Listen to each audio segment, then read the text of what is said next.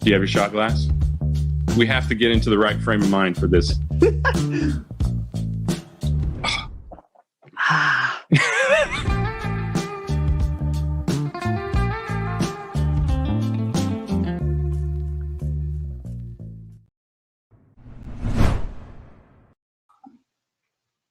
Hey, welcome to yet another Tequila Sunrise. Yep, Scott has made the mistake of giving me the mic yet again. Actually, he's being interviewed as we speak, so stay here and listen to this. Look, I'm Greg White with Supply Chain Now and host of Tequila Sunrise. I've spent my career working in building, starting, founding, advising, and investing in supply chain tech. So I appreciate you joining me here to geek out with some supply chain geeks. Today, we're going to talk about a really exciting topic, data. Sounds boring, doesn't it? But nope, that's the other series. Here, you better listen up because we're going to talk about the literally millions of dollars that are stashed away, that are stored away, that sometimes are wasted away in data in companies with missing or misaligned or duplicate data on inventory items. And we're going to talk to a guy with a company who knows what it takes to get that done and is doing it today. So, and we're going to talk about the companies that he's impacted and what it's meant to them. So thanks for joining us today. Additionally, we're going to share a big announcement that our guest has. So let me acknowledge a few folks and then we'll take our shot. Well, let's see. Sneha is with us. Thank you. It's always good talking to you. Sneha has her own good idea, by the way. Gary Smith, welcome. Enrique, how are you doing, Enrique? Good to see you. Like I don't see you every day, but it's good to see you here. David, of course, with the brilliance and comedy relief, Peter Bollet, Danvis Momayani from Kenya, and Richard. All right, so thanks for sounding off, everybody. Srinivas, appreciate you sounding off as well. Let's bring in our guest today, Mr. Paul Noble, CEO at Verusen. Hey, Paul, how are you doing? I'm good. Always. Welcome aboard.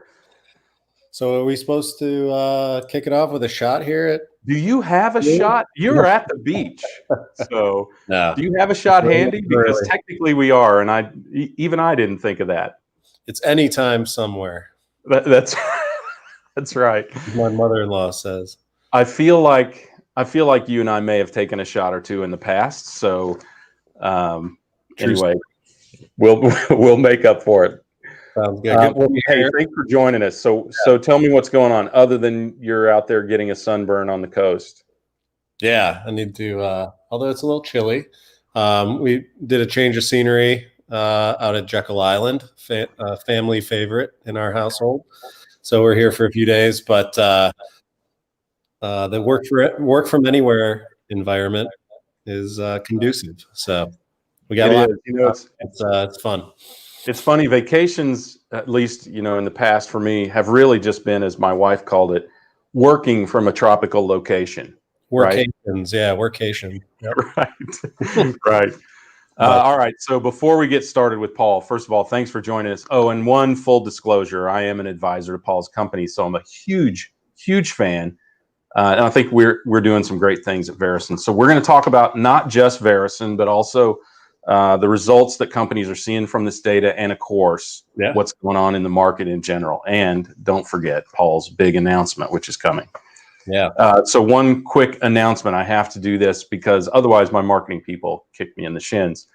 Of course, if you enjoy our live stream videos, remember that we also have a podcast and a vlog. So you can find us wherever you find podcasts, at supplychainnow.com or the Tequila Sunrise YouTube channel. Don't forget to subscribe and click the alert button so you're reminded whenever we come out with something new. All right, advertising aside, Paul, let's talk about this. So pay for this stuff, right?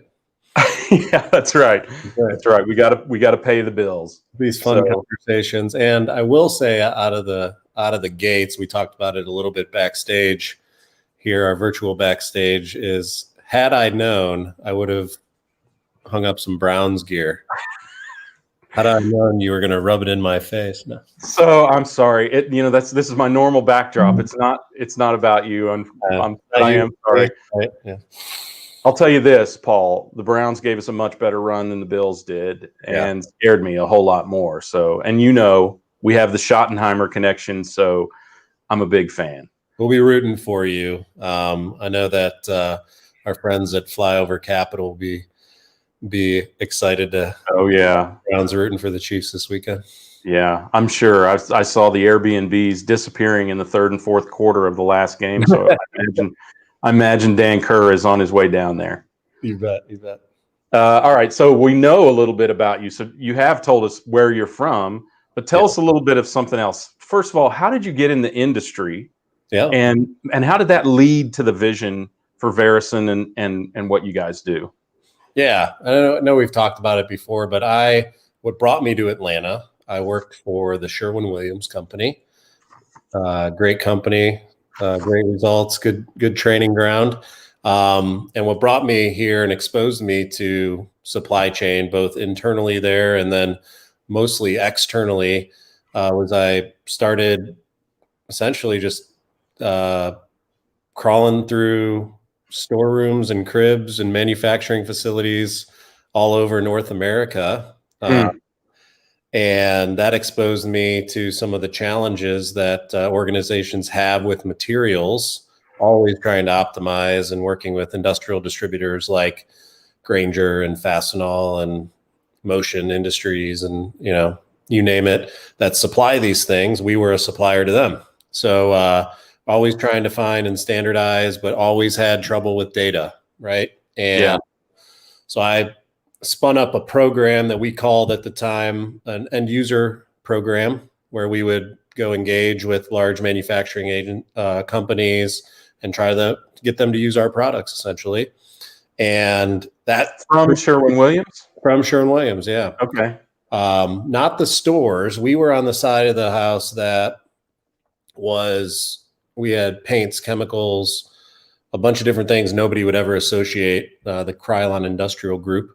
But anyway, what it exposed us to was just that even if a company wanted to do certain things, their data and their ability to get everyone on board to make those changes, so change management, there was nothing there, no tools for all the effort that was going into trying to optimize the materials that were being used across the supply chain network.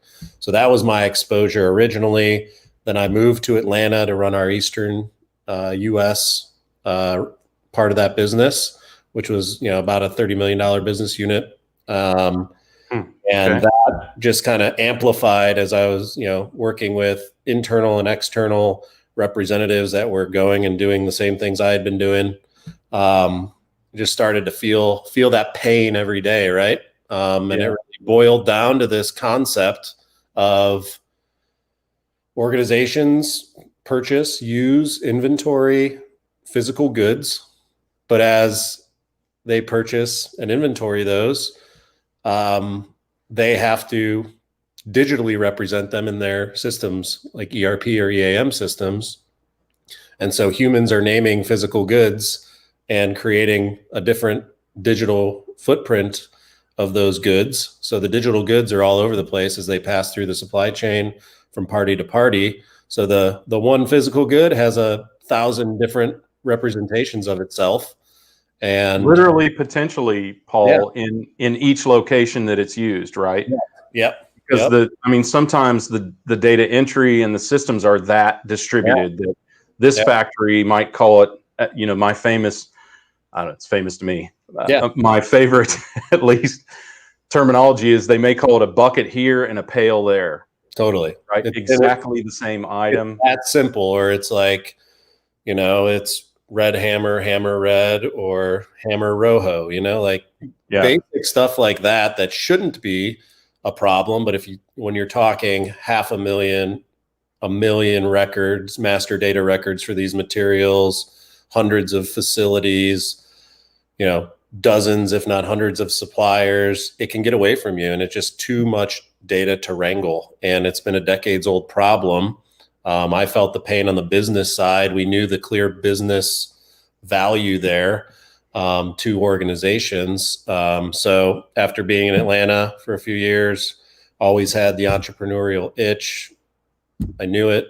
And then so I set out to do it, which is the first step, as you know, of taking an entrepreneurial journey. What do you got to do? You got to do, right? Yeah. So do something if you do it wrong. You got to start. And we did plenty of things wrong out of the gate. But we found our path and have been building for the last couple of years a really exciting and scalable technology for global manufacturers or asset intensive businesses. So tell me, how big is this problem? Have you estimated the market in terms of? Yeah, I think the result of this, Paul, is wasted inventory, because in this location it's hammer red, and in that location it's red hammer. You never realize that they are the same item, and therefore you could literally duplicate inventory in exponential fashion. So do you have a graph on the size of the impact? Yeah. So pick any CPG company, any auto company, any manufacturer, verticals aside, are usually carrying hundreds of millions of dollars of that, those types of materials, indirect materials in inventory. So it's from a spend perspective, it's hundreds of billions of dollars in inventory and purchases every year, if not trillions, through wholesale distribution, which well. And the impact to each organization is that because the data is so bad, the byproducts of that data, inventory, procurement of items, you're wasting, $40 to $50 million potentially every year, because you're carrying what you think you need to be reliable, but it's not supported by any fact, data, or anything else. So kind of falls into this black hole that every company has, not because they don't want to manage it better. It's just their systems and their processes don't allow them to. And then the data is the trifecta that disallows it, right? Yeah. And I think let's describe real quickly indirect. From a layman's perspective, indirect is those things that go into the construction or build of a product that are sometimes infinitesimal elements of the product, such that they're not even included on the bill of materials. So they can be small things, they can be enabling things, right? And therefore they're not often as tightly managed as even direct materials, and certainly not as tightly managed as a finished good. So it's easy for that to get relatively out of hand.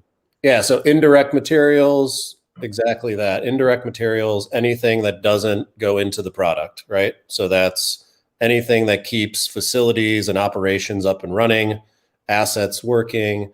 A subset of that is where we start with organizations, because it is so overlooked and the data is so poor, which is a specific reason we wanted to start there, is MRO, or maintenance repair operations, right? So, that's typically 5 to 7% of revenue, a lot smaller than direct materials. But where we're focused, we are materials management focused, and that's where the value we bring to our customers. So let's talk a little bit about that, because it's easy to overlook that. And one of the things I think you see is that segment. I worked first in finished goods supply chain and then in spare parts supply chain. And what I realized is the relationship between indirect goods and finished goods is not dissimilar to the relationship between finished goods and spare parts. Everybody focuses on what gets sold out the door. They don't necessarily be focused on those little things that construct what gets sold out the front door coming in the back door, right? So since this area is ignored, I wouldn't say ignored. It's just overlooked. Depends on where you're at. It may not be ignored, but maybe undervalued. But when you think about the impact of that, why have companies struggled so much to attack this problem? Yeah, I mean, again, topic of conversation. It goes back to the data, right? It always does. It's not a desire to not do it, but again, higher dollars, bigger impact to the business, and then obviously customers are finished goods and direct materials, a larger percentage, but the data portion of it's very similar, right? Our thesis is that, and we're out to prove that, and the models are just different, right? So how do you demand plan for finished goods and direct materials and indirect materials? The signals are different. There's things that go into it, but they're innately very similar, from a data perspective. There's physical things being misrepresented digitally. So you have dirty and incomplete data in these systems of record. And to really tackle that and understand it is really difficult. And that's, you want to pick a big problem to go solve, and that's where we fit. So cool. Well, I want to talk about cleansing data here in just a second, but before we do that, let's acknowledge some other folks. Your boy Aaron Meredith, a relatively new member of the team, but not new to us in the Atlanta supply chain space. Great to have you among the Verusen team, Aaron. Anna Mary Sandoval, Tom Raftery, supply chain guru in his own right. Focused a lot on reverse, but also very knowledgeable in all things supply chain. Kelvin Kayombo Kalama from Zambia. Hey, you have international interest already. You're practically an international traveler, right? Rhonda, Sneha, as we mentioned before, there's a lot of people, I think, understand the issue here. And in the past, right, traditionally, we've done this thing called a data cleanse that purports to fix the problems that you're talking about, all these duplicates and missing data and misaligned data and that sort of thing. So you guys are totally against that. And I got to tell you, even working with you frequently, it's hard for me to wrap my head around what is it if it's not a data cleanse. I mean, you even have the little, right, the do not pass data cleanse. Cosign on the no software Salesforce moniker. Right. No data cleanse moniker. Yeah, so it makes sense, right? If you're approaching this problem traditionally, as people have continued to do, call it for the last decade or more, how can I understand what I need to optimize if the data supporting it isn't good? So we need to cleanse it. We need to make it better. We need to put rules around it. We need to over process the data, right? Which makes sense. And with traditional technologies that were available, that was the process. You started with a data cleanse before you could do anything with it. And most organizations feel like that's the only approach, right? So our approach is different. It doesn't mean that we don't think good data is important. We just have developed an approach that we can, really, if you I'll put it this way. So if a company comes to us or puts out a data cleanse RFP, the first question that should be asked is, why do you want clean data? There are no, blue ribbons handed out or gold stars for having the best data. It's what you do with the data, right? So we took the approach of, what do companies want to do with data? They want to inventory better. They want to procure better. They want to, carry what they need, where they need it, when they need it. So if we don't have to clean data and can start doing that, let's do that quickly, because it builds a good business case. It delivers value, and it influences the day where we need to concentrate our efforts in building digital goods and augmenting existing data, deduplicating, finding, substitutes, and where, optimizing pricing. It influences those things. So we are a data company at the core. Okay. We understand and deliver the byproducts of data. which are, demand signal verification, procurement, and inventory intelligence in this holistic approach. And your data will get clean eventually, but you don't need to start there. So it takes this 2 to 3 year process of cleansing data and optimizing it with multiple pieces of software, multiple projects, and condenses it to 2 to 3 months. And So what I heard you say is you begin with the end in mind. You figure out a way to use the grimy, dirty data to keep them moving forward, and then cleanse it as part of the progressive process. So I know you use AI to do that, right? So you allow them, and I'm going to paraphrase here in my simple-minded terms, Paul. Yeah. You connect red hammer to hammer red to hammer rojo, right? And you identify that those are all the same thing. So they could still have all the grimy data that identifies those three things separately, but you effectively compile those into an item that consists of all of those things and identifies that, hey, if they have a hammer rojo and you need a red hammer, you can get that from them. Yeah. It's the same thing. Mm-hmm. Is that a fair estimation of what you're doing? Yeah. On the data side, absolutely. It's this concept that we've developed called material truth, right? It's all about trust. Anything is, right? But specifically this concept of building trusted records, right? So we present these things to experts without them having to do any analysis and dig through data and pivot tables and all those things, right? So, and present them and then have them verify it, right? Are these the same thing? Everything in the system in its dirty and incomplete state tells us that, and we use that technology to do that very quickly. And then those decisions that are made every day, regardless of our technology or not, those decisions are being made daily or overlooking them, right?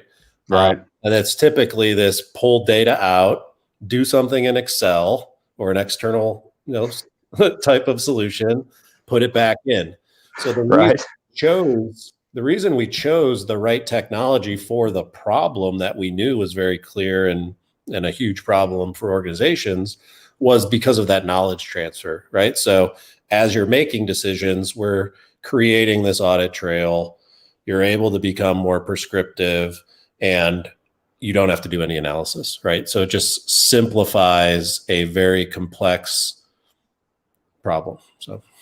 So, all right. So you're expediting the process by letting them use this junky data to get stuff done, right? Mm-hmm. To help identify where they can create efficiencies in their supply chain or product mix or inventory disposition or whatever. So tell us about, I know there's some big stories and that have happened along the timeline you've talked about where companies have really seen some significant benefits really fast. And I think there's a couple things that are important here. One, I want people to understand how powerful your data can be to improve your business really, really rapidly if you do it. I want them also to understand that data is the core, as everyone I think knows inherently, but I think it would help to understand just how impactful and just how fast it can be for data to enable better supply chain practices and the impact that that's having on not just the companies that you're working with and not just your company and its value,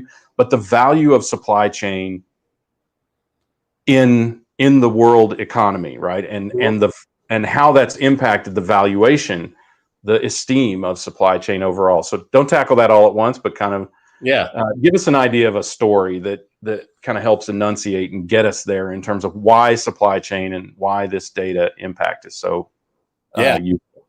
Yeah. So again, we talked about the size, right? So you have 500,000, 1 million materials that help these enterprises and these supply chains go.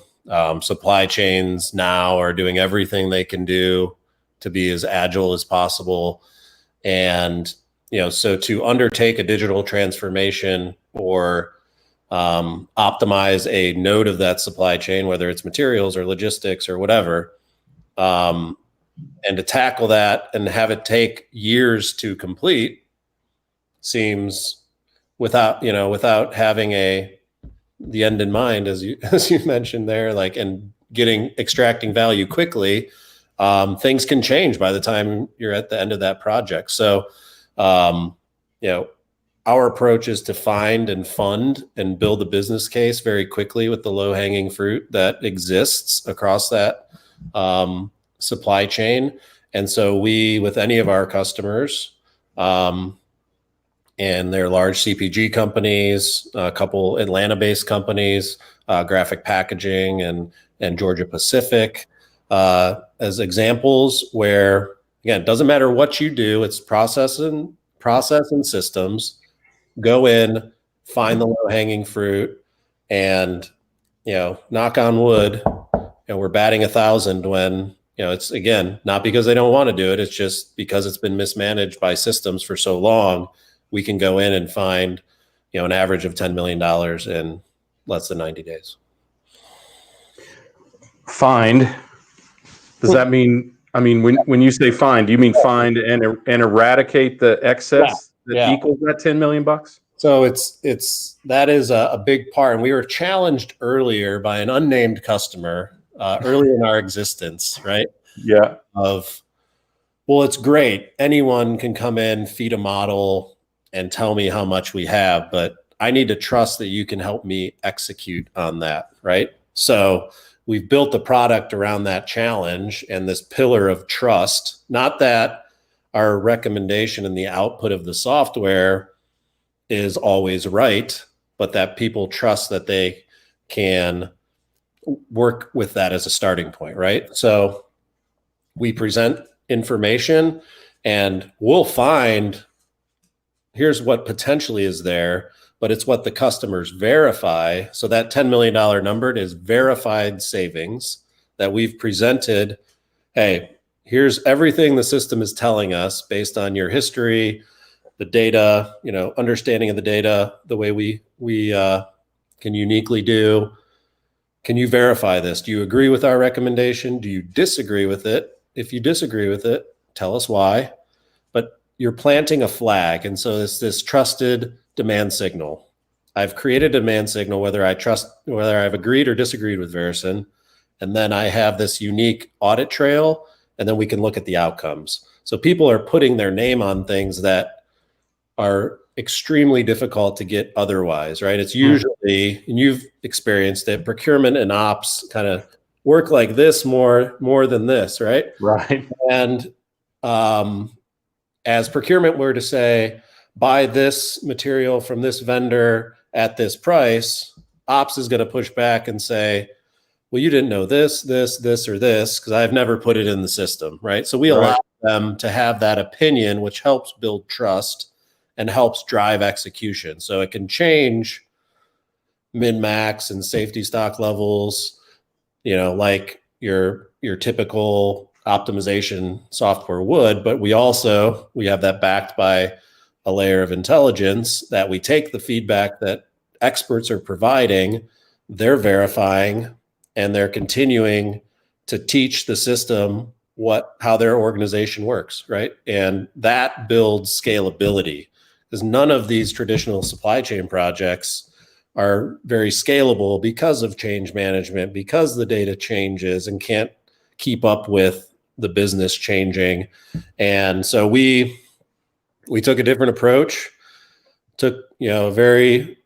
worked closely with customers to understand what they wanted out of it and what they would support to actually roll out and scale this across and maintain it, and then keep adding to those learnings with new features and things that we can present to them once that foundation is laid. Because I could see, and I think that's important here. Listen, Peter says, would have loved AI 24 years ago when I took over hard goods procurement at Air Canada. I can imagine. I mean, airline. I have worked with airline spare parts inventory in the past, and it is no small task, right? In fact, there was, I imagine, still is an entire industry where groups of airlines pool their spare parts and procurement goods together because they need so much. Yep. And yet it's so hard to predict when and where they'll need this bolt for seat 24A or whatever, right? Yep. Yep. So that's a very complex industry. And it looks like Peter retired at a fairly young age, Paul, and now we know why, right? Right. Yeah. Drove him. But no, that goes big thing of like what we've talked about on live streams previously is supply chain will see a renaissance now because, the next 5 to 10 years, because technology's available, right? And well, anytime you can impact a company by $10 million in less than 100 days or whatever the number is. And I know that's one of the more conservative cases, but probably one you can quote.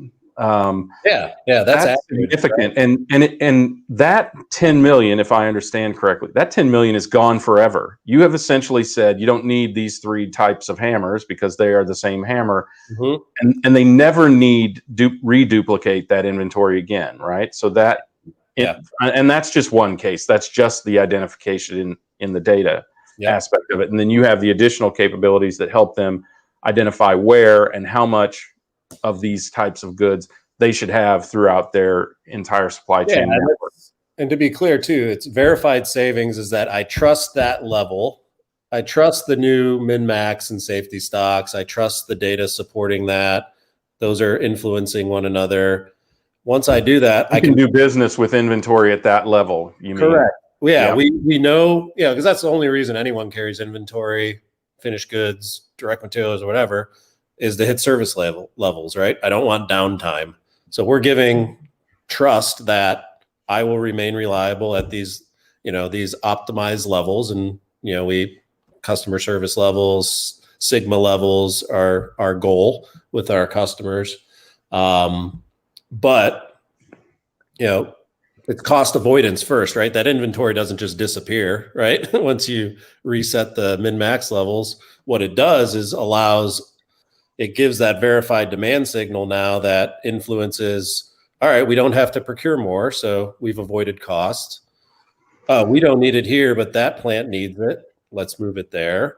And it fuels this kind of trusted network, as we're talking back to trust, material truth, trusted network, trusted data, trusted demand signals, and that make up that material truth. And pause me if I'm pitching too much, but I think you're making a good case for. It has to hit the P&L. It has to hit the P&L eventually. So you can't just find. Right. You need to make it easy to execute, which is what it's all about. So well, and as Dr. Vyas says here, it's important to align that with the stakeholders. Look, somebody has to trust and verify that those results are a way to go forward in business. They're not just, you could strip $30 million out of inventory in a lot of companies. Totally. But you would sacrifice customer experience or service level or sustainability, or it would only be a temporary hit, which we often see this sort of pendulum swing of, we need inventory out because we need cash. Now we need to boost inventory because we need better service. What you're helping to do is what more companies need to focus on is recognize that these are synergistic, not exclusive goals, that you can have both. You can have both better cash flow and better customer experience by managing that inventory more effectively. And I think what that goes to is that we are managing inventory so ineffectively, and particularly in manufacturing. And part of the reason for that is because manufacturers have huge margins. You at Sherwin-Williams, Merck, name a company, almost all of the margin made for goods, even consumer goods that we as consumers buy, almost all of the margin is made by the manufacturers. When you use the term gross profit, it's gross as in all capital letters when you talk about manufacturing. Right. And that's why they've been allowed to and able to be less efficient with their inventories because they can afford the excess. Now they've realized that the excess is impacting their ability to service their customers, and that it has created fragility in their supply chain, and they need to resolve that. So, all right, so you've got this great tool Obviously, you're doing great things, and we're seeing this in the industry. And look, this isn't just a Verusen pitch, right? This is something that's necessary in the marketplace, and it's an unrecognized, in some cases, or at least undervalued process or effect in the marketplace. So where do we go from here? So one, I think it's important for folks to recognize this is not a one-time exercise. You don't just strip out $10 million worth of inventory and then you're done with it. You are done with that $10 million worth of inventory, but as I've heard so often, as the water recedes, the rocks are exposed. This creates new issues in the supply chain, right? So where do you go from here? Both with a solution. Let's say you have this problem as a manufacturer. Where do you go next step? If you're a manufacturer or a CPG brand or whatever, what's the next step after you've done that? So sk point, piggyback on one of your earlier comments is that because it's been so difficult, these are enterprises are filled with silos, whether it's architecture of technology or functionality, across departments, but there are silos of people managing finished goods and systems, people managing and the direct materials and indirect materials all separately, but they influence one another is the key point. So as you're optimizing indirect materials, it's going to help you drive more efficiency and trust more that you're going to be producing your product on schedule and keep, for the most capital efficient way possible. And so as we grow, but as organizations grow, you can use those areas that you've influenced and apply that to other parts of your business and truly run your supply chain with effective transmission of data across systems. And then more importantly, once you got the house right, let's look out to the supply chain and share with partners, right? And be able to trade trusted demand signals and digital goods and, the holy grail of supply chain, real-time sourcing, right? Eliminating that bullwhip effect that we so often talk about in supply chain, because the bullwhip effect is almost solely created by lack of transparency and visibility between the players and the tiers of the supply chain. All right, so lack of sustainability too. There's one quick point that we're going to be looking at as we continue to grow is, circular economy, wasting less, right? There's a way with visibility that, we can, drop another buzzword there. So, I think that's important because that is one of the core effects. And I think, so, all right. So as we think about the impact, it's not just to you, the manufacturer, it can be to your suppliers and your consumers or downstream supply chain. And it's cost saving for all of those because it's, I don't want to use this cliche, but I have to. It's kind of right inventory, right place, right time. But it is.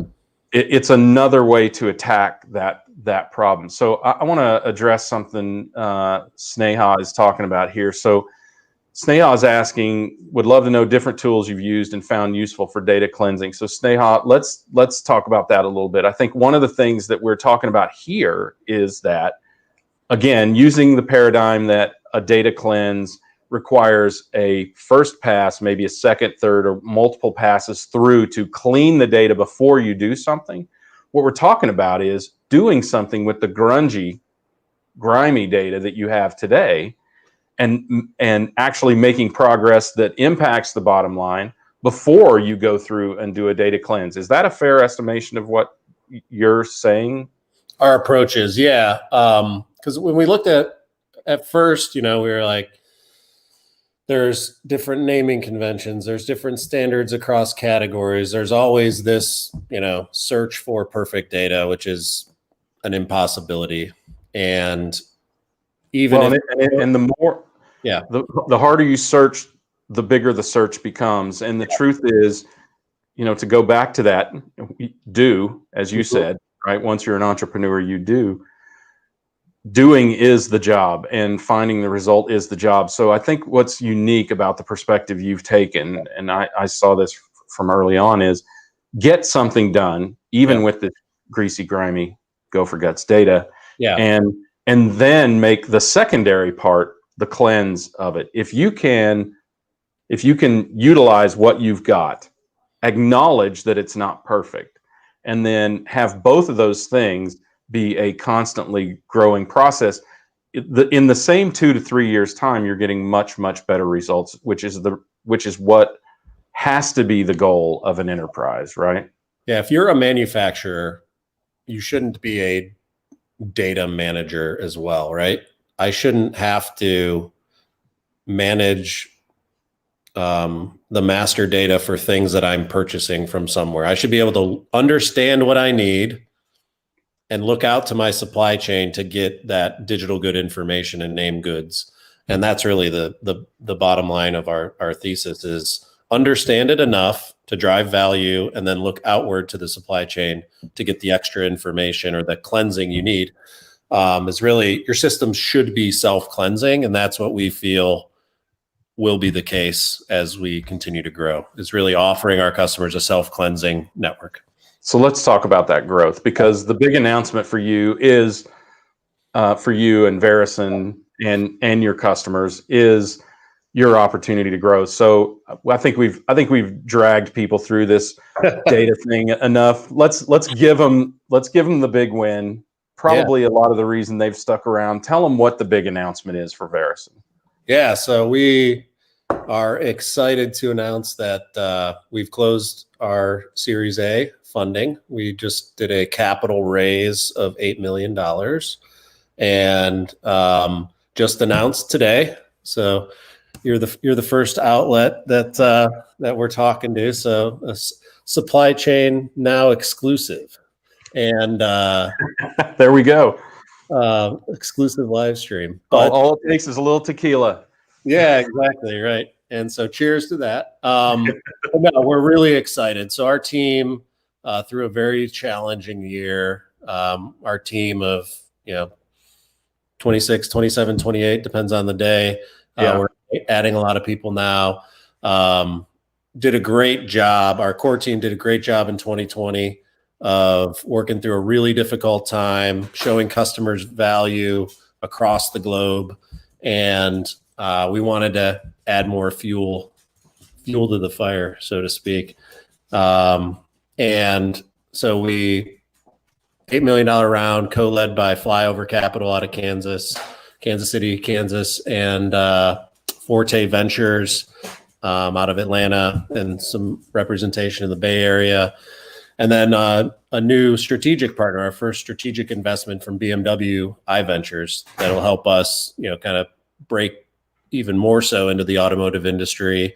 And then our great existing investors, Zeta, Glasswing Ventures out of Boston, and Kubera, who you know well, Laji and I've heard of them, yeah. James, right. And Engage. So really great group of investors, which is, for those entrepreneurs out there, it's the team you build that gets you to where you want to go. And we feel we have not only a great team building and executing the product, and we're building on that, but our external partners, advisors, and investors couldn't be happier with where we're at now and where we're going. I can vouch for that firsthand. So look, these times. First of all, congratulations. Thank you. And really hard earned and really well earned. You guys have managed your partnerships. You've built a valuable product. You have delivered. That is the most important thing. You've not just delivered sales. You have delivered results to your customers out there, and for founders out there that are looking for funding. Let me assure you that delivering those results is key to getting funding. Right. I think. Look, there's always these are always commendable events. It's always a congratulatory. There's always a celebratory moment. But I think a lot of people don't understand the grind that goes into the struggle that goes into getting to this point. Yeah. So yeah, I'd love it if you could just share some of that, and then maybe if you could share some guidance, something that the pre-Series A Paul Noble should learn from the post Series A Paul Noble, and maybe that some of our community can learn from that as well? Yeah, it's fundraising is a grind, and anything you say can and will be used against you, right?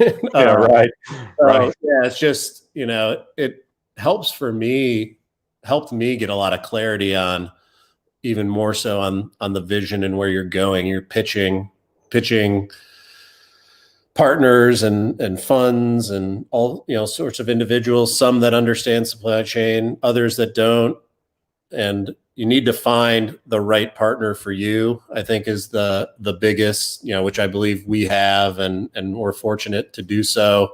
Not all capital is the same, so pick your partners wisely. Mhm. And there's no blueprint for it too. You can read a lot about what you need to do and lean on others, right, to learn, but there's no blueprint of this is how you fundraise in any capacity, venture, startups, whatever it may be. Right. So be open to change and being nimble, embrace change, do all those things, and surround yourself with good humans in the process, and good things can happen. Well, and your results were, I'll brag on you a little bit. Your results were so substantial, and your growth was exponential, to say the least. I know we can't say the specific numbers, but it was significant. Grant Cardone would have been proud, just in case anyone is a Grant Cardone follower. They know exactly what I'm talking about.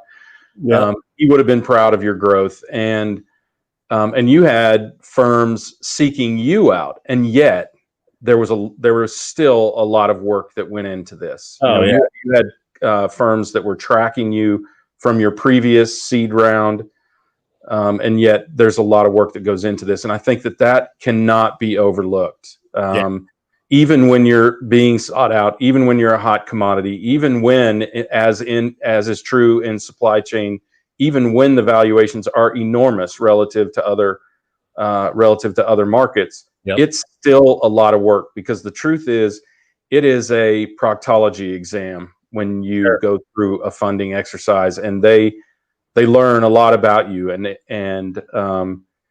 transparency, right? We've talked a lot about visibility and transparency. Those things are critical, because I think people don't always recognize that these people are about to give you $8 million of not their money, of someone else's money, on whom they have staked their reputation to obtain that money.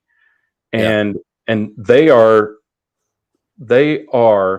the fiscal guardian of those people's monies, those limited partners' money. And so they are very, very cautious and very, very thorough when they go through this process. So it sounds like a great celebration, and it is a great celebration, but I think it's important for people to realize just how much work it is to get through this process. So anything else you would tell your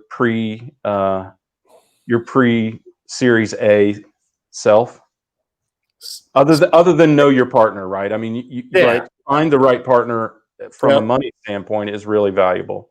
Yeah, find the right partner, stay calm, stay focused, continue to execute, because it really is about execution at this point. And we're excited about, the path that we have forward, the partners we have, the great customers we have, and just feel really humbled and blessed for the team that we have to do it. So every day's got to be fun. There's, ups and downs, but try to make it fun, and execution will take care of itself. Thank you. Paul Rose, Paul Rose is another friend of mine. Paul Noble, CEO of Verusen. Thank you for sharing. Congratulations on your raise. Thank you. How can folks get in touch with you? So on all the major social channels at Paul J. Noble. Verusen is at Verusen_AI or Verusen.com. And feel free also email me, paul@verusen.com. Would love to hear from you all out there. And for those that did join, thank you. Yeah, thank you, everyone. And Paul, thank you. Inspiration to all of us. I appreciate that you're building value in your company and also in your customers. So thanks for joining us. I'll see you in just a second in the green room. All right. Appreciate it. See you, now man. I'm going to talk about you like you're not here, because you're not going to be here. Go Browns. Yeah. And Chiefs. Thank you.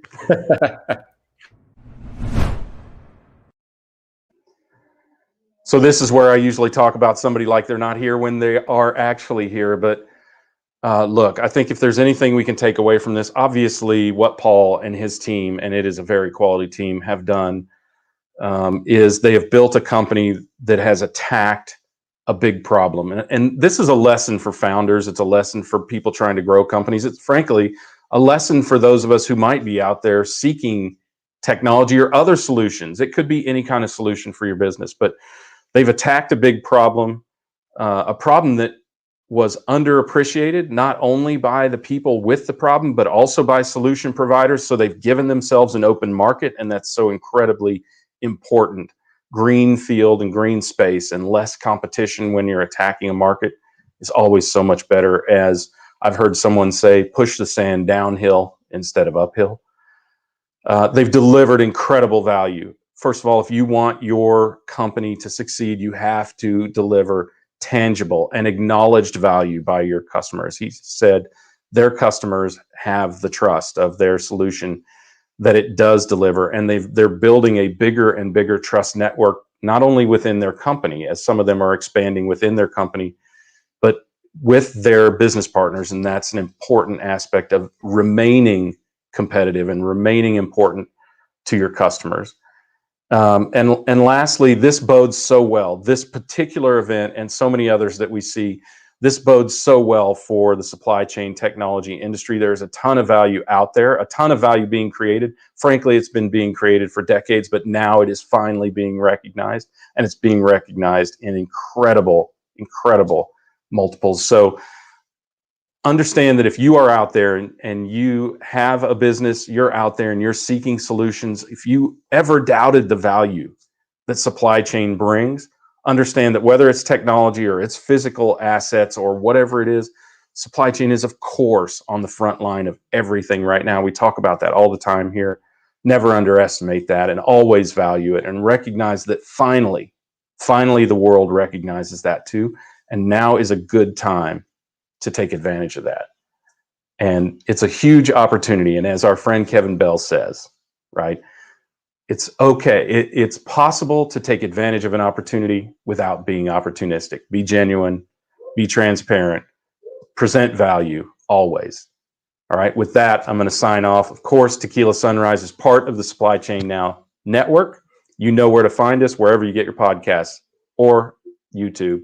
And of course, at supplychainnow.com. On behalf of everyone at Supply Chain Now, I'm going to sign off and give you my last final statement.